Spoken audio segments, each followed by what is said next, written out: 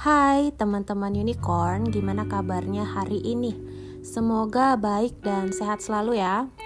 Oke, jadi pada materi di podcast kali ini kita akan membahas tentang sinkronisitas.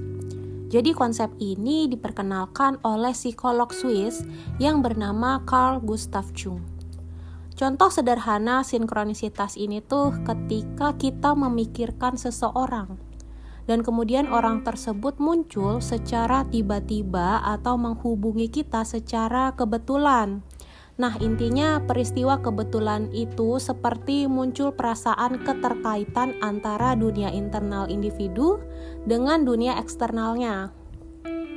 Nah, adapun sinkronisitas yang terletak pada simbol-simbol ya, seperti angel number, kata-kata, gambar, dan juga pengalaman fisik. Dan juga ada pun pengalaman keterkaitan antar individu.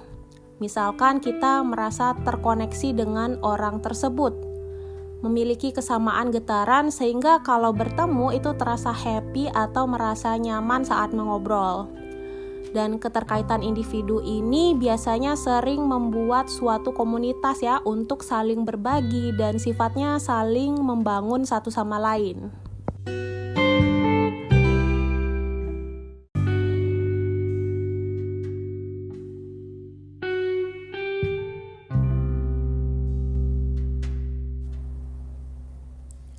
Kalau sinkronisitas yang berupa simbol-simbol, ini pendekatannya sudah masuk ke aspek spiritualitas ya. Seperti yang sudah disebutkan tadi, ada angel number, kata-kata, gambar, dan pengalaman fisik. Jadi angel number itu artinya angka malaikat ya, di mana diri kita menemukan angka-angka unik yang membuat perasaan kita tertarik dengan angka tersebut. Nah, kita merasa bahwa alam semesta mencoba untuk berkomunikasi dengan diri kita. Nah, angka-angka kembar yang muncul itu merupakan yang pada umumnya. Adapun yang angkanya unik atau bukan kembar yang membentuk suatu simbol seperti 1331, 9119, 2332. Nah, angka ini tuh membentuk seperti cermin dan seterusnya ya, angka-angkanya itu. Kalau yang angka kembar aja itu seperti 444, 555, 666 dan seterusnya. Nah, kita harus tahu dulu makna yang terkandung dari angka-angka tersebut. Untuk setiap individu, makna-maknanya akan berbeda-beda ya, namun memang memiliki kesatuan getaran yang lebih menonjol. Nah, kita mulai dari pengertian makna angka 1. Angka 1 itu artinya awalan baru. Angka 2 artinya penyelarasan. Angka 3 itu artinya siklus. Angka 4 artinya pertumbuhan. Angka 5 artinya perubahan. Angka 6 artinya keseimbangan. Angka 7 itu artinya kesempurnaan.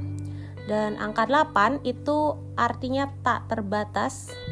Angka 9 artinya penyelesaian dan angka 0 artinya kesinambungan. Nah, cara untuk memahami angka-angka yang muncul tak terduga itu, atau ketika kita tertarik pada angka yang muncul, kita dapat memahaminya dengan memperhatikan setiap hal yang ada di dalam diri kita atau apa-apa saja yang kita alami. Nah, hal itu dapat membantu kita menemukan makna tersembunyi dari berita alam semesta untuk diri kita. Sekarang kita akan lanjut ke sinkronisitas kata-kata, yang artinya kita menemukan sebuah kata-kata cantik yang membuat diri kita tuh tertarik, di mana kata-kata itu akan membuat diri kita lebih bersemangat dan penuh kekuatan.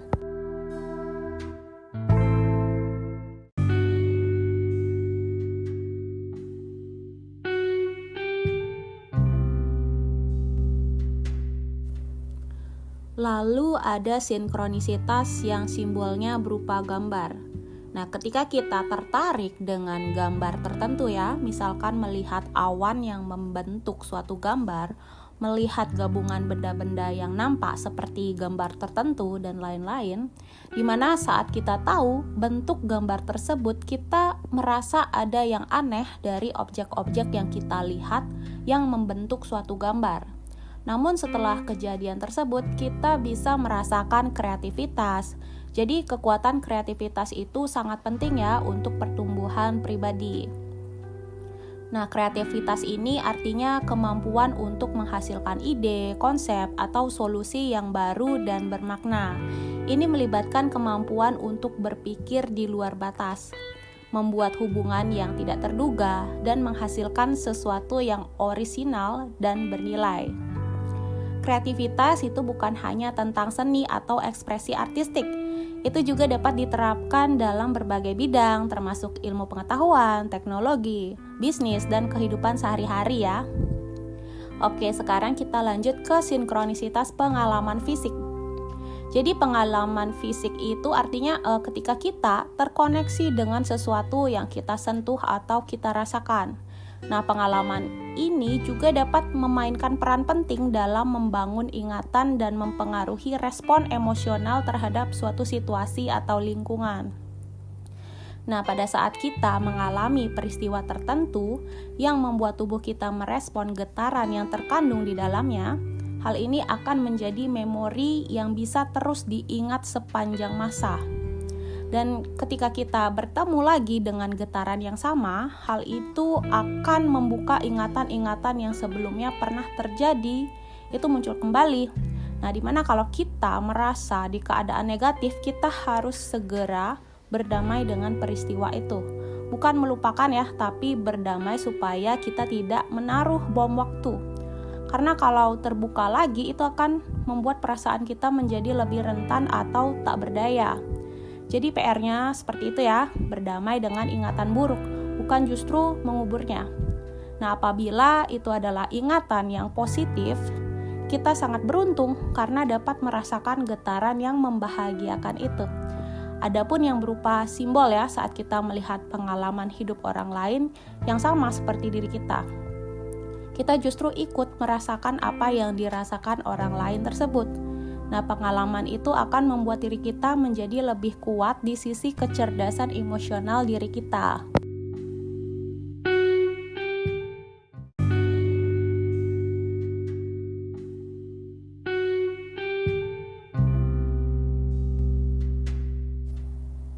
Sekarang yang menjadi pertanyaannya, kenapa bisa tersinkronisasi begitu?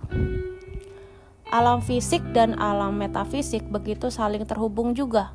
Dalam dunia material, kita dapat melihat dengan nyata suatu objek. Sedangkan seperti rasa, karsa, cipta itu kita tidak dapat melihatnya. Supaya lebih real atau nyata, kita mungkin dapat menelusurinya dalam kajian ilmu fisika. Jadi fisika itu adalah cabang ilmu pengetahuan alam yang mempelajari sifat dasar alam semesta, termasuk materi, energi, ruang, waktu, dan interaksi di antara semuanya. Ilmu ini bertujuan untuk memahami prinsip-prinsip dasar yang mengatur kejadian di alam semesta dan menjelaskan fenomena-fenomena yang terjadi di sekitar kita. Dan supaya lebih mendalam, kita dapat menelusurinya dalam kajian ilmu metafisika. Nah, metafisika adalah cabang filsafat yang mempertimbangkan pertanyaan-pertanyaan mendasar tentang realitas, eksistensi, sifat dasar, dan hubungan antar berbagai aspek dunia. Jadi secara harafiah, metafisika dapat diartikan sebagai dalam tanda kutip yang di luar fisika, atau dalam tanda kutip yang di luar alam semesta yang dapat diobservasi. Meskipun fisika dan metafisika berurusan dengan konsep-konsep yang mendasari realitas, tapi pendekatannya itu sangat berbeda ya. Fisika itu berdasarkan pada pengamatan dan eksperimen empiris, sementara metafisika itu bersifat spekulatif dan bersifat lebih filosofis. Nah, keduanya memiliki peran dan batasan masing-masing dalam upaya manusia untuk memahami alam semesta.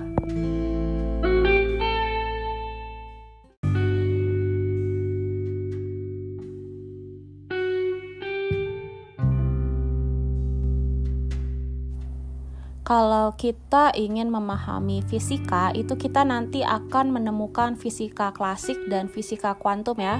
Dimana pada fisika klasik itu pengamatannya dan hukumnya ada pada benda-benda yang bisa kita temukan di kehidupan sehari-hari.